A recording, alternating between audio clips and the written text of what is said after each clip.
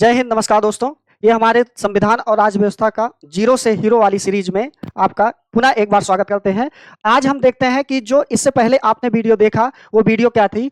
वो था हम जो संवैधानिक विकास हम पढ़ रहे हैं, यानी कि जो हमारा संवैधानिक विकास है।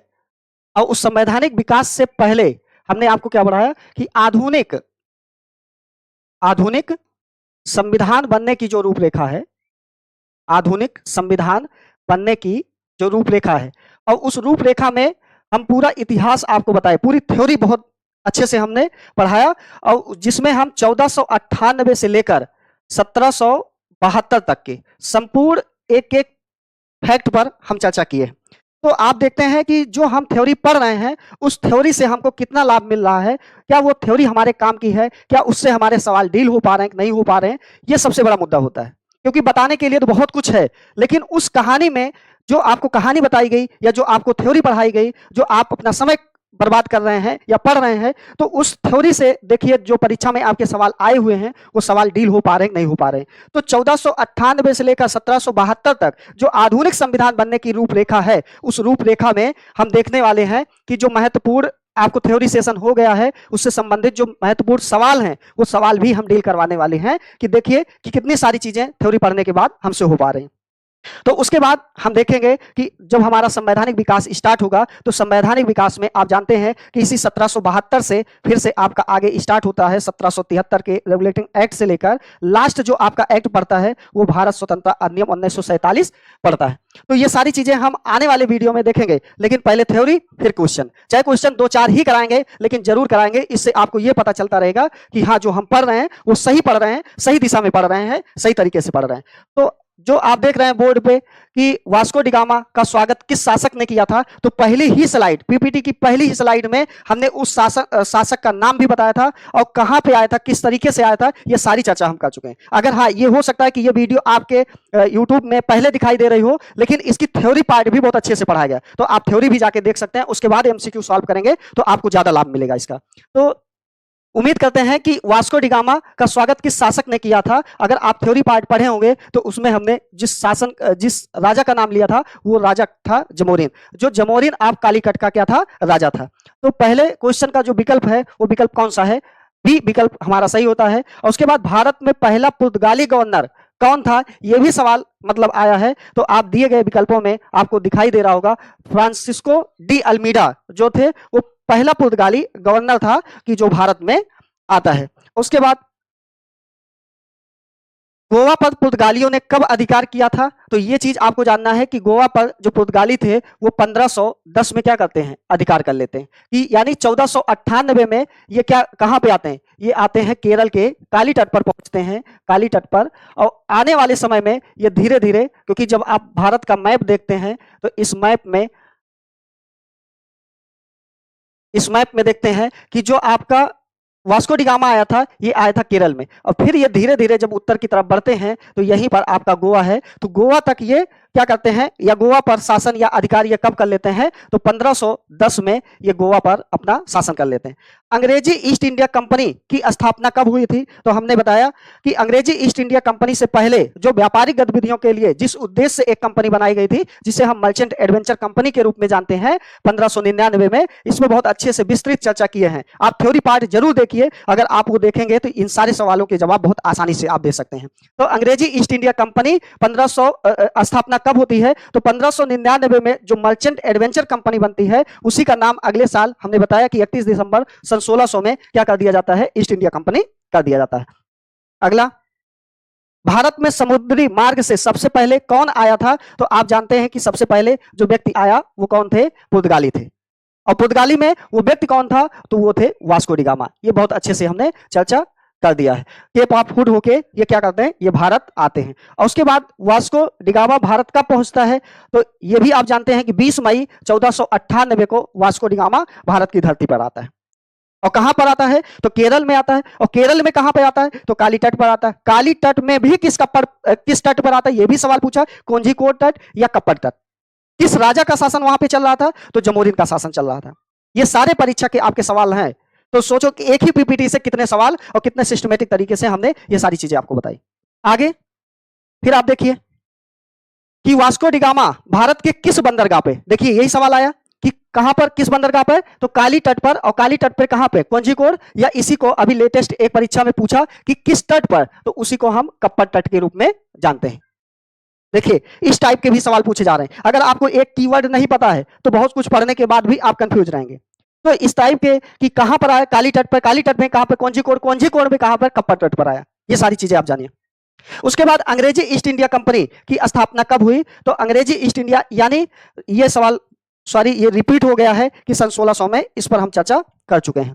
आगे, अंग्रेजी ईस्ट इंडिया कंपनी को चार्टर किसने दिया था, तो आप जानते हैं कि जैसे हमने बताया कि जो अंग्रेजी ईस्ट इंडिया कंपनी थी, जो मर्चेंट एडवेंचर कंपनी के रूप में जिसकी स्थापना हुई, आगे चल के ईस्ट इंडिया कंपनी हो जाती है। और उसके बाद वहां की जो महारानी थी, महारानी एलिजाबेथ उस समय की, तो एलिजाबेथ प्रथम के द्वारा क्या किया जाता है कि इस कंपनी को, या ईस्ट इंडिया कंपनी को चार्टर के रूप में इन्होंने उस पर नियम कानून बनाना स्टार्ट किया था इन्हीं रानी के द्वारा। उसके बाद आप जानते हैं कि भारत में अंग्रेजों का पहला कारखाना कहां पर स्थापित किया गया था, तो इसमें आप देखिए कि कहां पर, सूरत में। लेकिन ये दो टाइप के सवाल हैं। अगर आपसे पूछे कि अस्थाई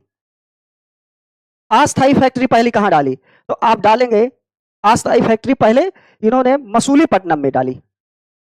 कहां पर, मसूलीपट्टनम में बनाई, जो वर्तमान के आंध्र प्रदेश में है। कहां पर है भैया, आंध्र प्रदेश में। जबकि स्थायी फैक्ट्री इन्होंने सूरत में बनाई थी। और ईयर भी पूछा है तो ये 1613 में और ये 1611 में बनाई थी। क्रम में कभी कभी सजाने के लिए दे देता है। तो इस टाइप के भी सवाल आपकी परीक्षा में पूछ लिए जाते हैं। आगे, कैप्टन हाकिंस किस मुगल सम्राट के दरबार में आया था, तो आप जानते हैं कि जो कैप्टन विलियम हाकिंस था, जो अकबर के नाम का पत्र लेकर भारत आता है, तो भारत आने के बाद उसको पता चलता है कि अकबर की मौत तो 1605 में ही हो गई थी। तो वो फिर उसके बेटे का शासन चल रहा था, जहांगीर का, तो जहांगीर के दरबार में जाता है। तो यही सवाल पूछा जा रहा है, कैप्टन विलियम हाकिंस मुगल सम्राट के दरबार में कब आया था, कैप्टन विलियम हाकिंस किस मुगल सम्राट के दरबार में आया था, तो ये आया था अकबर के नाम का पत्र लेके। किसके नाम का पत्र लेके, अकबर के नाम का पत्र लेकर आता है। क्योंकि आप जानते हैं कि 1605 में अकबर की क्या हो जाती है, अकबर की डेथ हो जाती है, मौत हो जाती है। लेकिन जब ये आया तो ये आता है 1608 में, ये सूरत पहुंचता है। और उसके अगले साल यानी 1609 में ये कहां पहुंचता है, 1609 में ये जहांगीर के दरबार में पहुंचता है, यानी अकबर के बेटे के दरबार में पहुंचता है। तो यही सवाल पूछा है कि उस समय शासन किसका चल रहा था, तो जहांगीर का चल रहा था। लेकिन ये सारे सवाल भी कि किसके नाम का पत्र लेके आया था, तो अकबर के नाम का पत्र लेके। चूंकि 1605 में इसकी मौत हो गई थी। और सूरत का पहुंचता किस ईयर में, यह भी सवाल पूछा है, तो आप बताएंगे सूरत में। और उसके बाद जब ये आता है जहांगीर के दरबार में किस ईयर में पहुंचता है, तो 1609 में। क्योंकि आप जानते हैं कि आज के समय की स्थिति तो है नहीं, आधुनिक समय में, कि सूरत पहुंचा, तुरंत हवाई जहाज पकड़ा, तुरंत आके जहांगीर के दरबार में पहुंच जाएगा। चीजों को पता करने में लगभग उसको 1 साल लग गया, और उसके बाद वो वहां पे पहुंचता है। ठीक, तो यहां पर अक्सर लोग यही दोनों चीज यही बता देते हैं, 1608 में ये सूरत पहुंचता, 1608 में ये जहांगीर के दरबार में। और सवाल आया है, हम देखें कि ये बच्चे गलत करके आए हैं, क्योंकि पढ़ाया जाता है इसी तरीके से उनको। ठीक, अगला, सर थॉमस रो भारत कब आता है, तो ये भी हम बहुत अच्छे से बताए कि अंग्रेजी ईस्ट इंडिया कंपनी के आने के बाद उन ईस्ट इंडिया कंपनी को देखने के लिए या एनालिसिस करने के लिए कि जो कंपनी हम भेजे हैं या जो वहां की रानी या राजा भेजे हैं कंपनी को, वो कंपनी अपने उद्देश्य पे काम कर रही कि नहीं कर रही, कि वहां जाके मनमानी कर रही हो। तो 1615 में क्या होता है, सर थॉमस रो एक राजदूत बन के आता, कहां का, अंग्रेज का। यानी अंग्रेजी सरकार का एक राजदूत बन के आता है सर थॉमस रो, किस ईयर में आता, 1615 में आता। फिर अगला सवाल हम देखते हैं, Dutch east India company VOC की स्थापना कब हुई थी। हमने बताया कि कंपनियों के आने का क्रम आपकी विभिन्न परीक्षाओं में कई बार सवाल पूछा है, और लोग इसको अक्सर गलत, मतलब याद नहीं रहता है। तो याद कराने का भी एक अच्छा तरीका है, हम बता देते हैं, कभी आप जीवन में भूलेंगे नहीं। तो सबसे पहले कौन आता है, पुर्तगाली आते हैं। कौन आता भैया, सबसे पहले पुर्तगाली आते हैं, फिर डच आते हैं, फिर अंग्रेज आते हैं, और उसके बाद फिर डेनिश आते हैं, फिर लास्ट में फ्रांसीसी आते हैं। तो ये कंपनियों के आने का क्रम है, ये 1498 में आते हैं। ये कब आते हैं, 1498 में आते हैं। डच कब आते हैं, 1602 में आते हैं। अंग्रेज कब आते हैं, 1608 में आते हैं, डेनिस कब आते हैं 1616 में आते हैं, और फ्रांसीसी कब आते हैं 1664 में आते हैं। अब देखिए याद करवाते कैसे अच्छे से, पास से पहले और पास से पुर्तगाली पहले आते हैं। डच में 2 शब्द है तो दूसरे नंबर पे आते हैं, जो आप देख भी पा रहे होंगे। अंग्रेज में 3 शब्द हैं तो इसलिए तीसरे नंबर पे आते हैं। उसके बाद आप देखते हैं डेनिस, मान लीजिए ये चौथे स्थान पे कर देते हैं। सबसे लास्ट में फ्रांस आता है, फा से फ्रांस, फा से फसड्डी। जब हम आप मैच खेलते हैं या कोई खेल खेलते हैं तो जो सबसे लास्ट में आता है उसको क्या कहते हैं, भैया आप सबसे फसड्डी आ गए। तो फसड्डी आने का मतलब सबसे बाद में आया, कौन आता है, फ्रांस आता है। तो ये क्रम भी कई बार पूछा है, चाहे ईयर वाइज आप देख लीजिए और चाहे कंपनियों के आने का क्रम जान लीजिए, और चाहे जिस तरीके से आपके अपने दिमाग में बसाना वो बसा सकते हैं। तो पास से पहले, पास से पुर्तगाली, डच में 2 शब्द है इसलिए दूसरे स्थान पर आते हैं और 1602 में आते हैं। उसके बाद अंग्रेज में 3 शब्द है इसलिए तीसरे स्थान पर आते हैं, डेनिस आते हैं। और उसके बाद आप लास्ट वाला फांस से फ्रांस, फांस से फसड्डी सबसे बाद में आता है। याद हो गया, 1 मिनट का काम है और कई बार आपकी परीक्षा में सवाल पूछा है। उसके बाद दिए गए विकल्प में किसके बारे में पूछ रहा है तो आप स्पष्ट बता सकते हैं कि 1602 में ही सर बता रहे हैं। तो कौन सा विकल्प हो जाएगा 1602 में। फ्रांसीसी ईस्ट इंडिया कंपनी की स्थापना कब हुई थी, तो अभी हम बात किए कि कब हुई है 1664 में। देखिए दोनों सवाल एक ही लाइन में डील हो पा रहे हैं और ये परीक्षा में आए हुए हैं। अगला, मद्रास फोर्ट सेंट जॉर्ज की स्थापना अंग्रेजों ने कब की थी, तो आप ये जानते हैं कि 1639 में मद्रास फोर्ट सेंट जॉर्ज की स्थापना अंग्रेजों ने 1639 में की थी। और उसके बाद आप जानते हैं कि बंबई अंग्रेजों को किसने दहेज में दिया था। ठीक, आप जानते हैं कि जो पुर्तगाली थे, पुर्तगाली ने वैवाहिक संबंध किसके साथ स्थापित किया, वैवाहिक संबंध स्थापित किया किसके साथ, अंग्रेजों के साथ। और अंग्रेजों के साथ जब वैवाहिक संबंध हुआ तो जो राजा थे कहां के, अंग्रेज के, जिनका नाम क्या था, चार्ल्स द्वितीय था। और उसके बाद जो पुर्तगाली रानी थी कैथरीन, इन दोनों लोगों का विवाह होता है आपस में। और आप जानते हैं जैसे भारतीय परंपरा में क्या होता है, दान दहेज देने की रस्म थी, तो उस समय 1661 में, ठीक, ये विवाह कब हुआ था 1661 में हुआ था।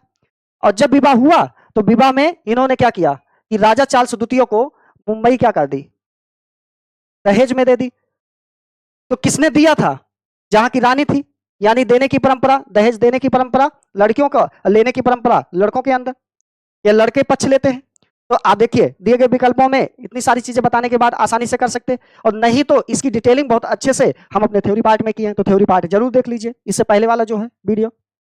तो बंबई अंग्रेजों को किसने दहेज में प्राप्त हुआ था, बंबई अंग्रेजों को किसके दहेज में प्राप्त हुआ था, तो ये पुर्तगालियों ने दिया था। ये चीज आपको जानना है। अगला, कलकत्ता नगर की स्थापना किसने की थी, तो जाब चनाक ने क्या किया था, कलकत्ता नगर की स्थापना की थी। ये चीज भी आपको जानना है। उसके बाद फारूक सियर के फरमान 1770 में अंग्रेजों को क्या क्या लाभ मिला, तो आप जानते हैं कि 1717 के जो उस समय के मुगल बादशाह थे, फारूक सियर के द्वारा कंपनी को नाम मात्र के शुल्क के लिए क्या कर देते हैं, छूट दे देते हैं। उसी को अंग्रेज या ईस्ट इंडिया कंपनी शाही फरमान के रूप में जानती है। ठीक, तो बंगाल में लगभग शुल्क मुक्त व्यापार का अधिकार ईस्ट इंडिया कंपनी को मिल जाता है। इसी को फारूक सियर के द्वारा 1717 में जारी किया गया था। अगला, प्लासी का युद्ध कब हुआ था, तो आपको बताएं कि प्लासी का युद्ध किसके किसके बीच, अंग्रेज बनाम बंगाल के बीच हुआ। और बंगाल के नवाब कौन थे, सिराजुद्दौला थे। कौन थे, सिराजुद्दौला थे। और जिसमें इनकी हार हो जाती है, इसकी सिराजुद्दौला की हार हो जाती है और प्लासी का युद्ध जीत लिया जाता है। और ये युद्ध कब हुआ था, 1757 में। ठीक, अब ये क्वेश्चन आंसर सीरीज का सबसे लास्ट वाला क्वेश्चन है। तो सबसे लास्ट क्वेश्चन पूछ रहा है बक्सर के युद्ध के बारे में। तो बक्सर के युद्ध कब हुआ था, कहां हुआ था, किनके किनके बीच हुआ था, ये सारी चीजें आप कमेंट बॉक्स में बहुत अच्छे से इसको बताएंगे। क्या क्या बताना है कि बक्सर का युद्ध किस ईयर में हुआ था, ये भी आपको बताना है। यानी सन तो आपको बताना है, और सन के साथ साथ कौन कौन से शासक थे ये भी हम आपको हिंट दे देते हैं। 3 शासक एक साथ मिलकर लड़े थे, वो शासक कौन कौन से थे। ठीक, और उसके बाद इस युद्ध का नेतृत्व करता कौन था, नेतृत्व करता कौन था, किसकी तरफ से, अंग्रेजों की तरफ से। यानी अंग्रेज के जो सेनापति थे वो भी आपको बताना है। यानी जब आप कमेंट बॉक्स में ये सारी चीजें लिखेंगे तो कभी जीवन में भूलेगा नहीं, आपको हमेशा हमेशा के लिए याद हो जाएगा। और उसके बाद उस समय बंगाल के गवर्नर कौन थे ये भी आपको बताना है। अगर नहीं पता है तो आप अपना हमारा थ्योरी वाला सेशन जाके देख लीजिए, इसमें सारी चीजें हम डिटेलिंग से बताएं। और नहीं तो अगर आप जानकार हैं तो बहुत अच्छी बात है, आप ये सारे प्रश्नों के जवाब आप कमेंट बॉक्स में जरूर दीजिए। तो मिलते हैं अपनी अगली वीडियो में, तब तक के लिए जय हिंद।